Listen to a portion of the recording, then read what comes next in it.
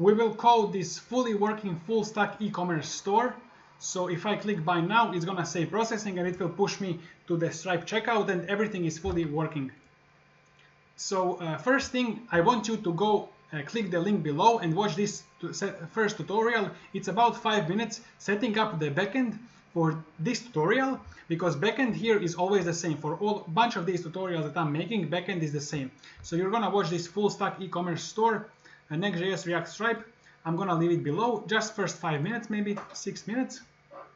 And let's do the front end now. So I'm gonna go to my page TSX. You can find this below, the GitHub link, and I'm gonna, in the app page TSX, I'm just gonna make this file. So other files, other components are for different tutorials. So I have just this, and then I'm gonna pass in these products. You can understand this in the tutorial that I explained. So let's code this component. It's here. So let me go ahead and say use client, a bunch of imports. So you're gonna need this from shat.cn, but you will install it if you follow the other tutorial. Define interface for the product, so it has ID, name, images, price, currency, and price ID. And then interface for this component, it's gonna be array of products. So here I'm sending the array of products.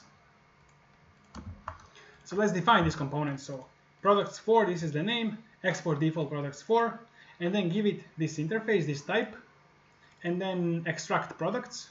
And this is loading like we need this to know when user clicks a button, we're gonna disable the button, and then the Stripe is loading.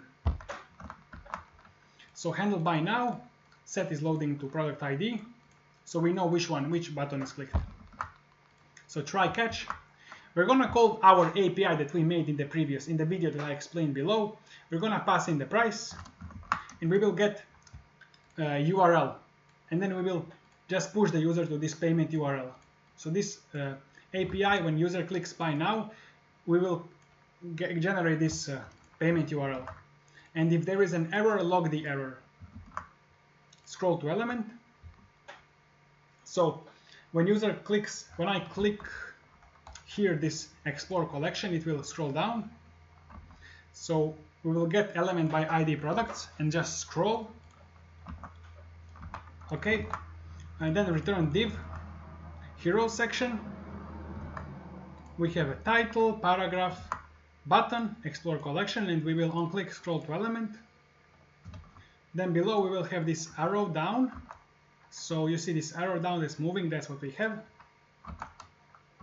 Below product section, give it ID products, neon essentials, and then let's map the product inside of this div. So card, div, image of the product, card content, h3, so this will be name and then price, and card footer.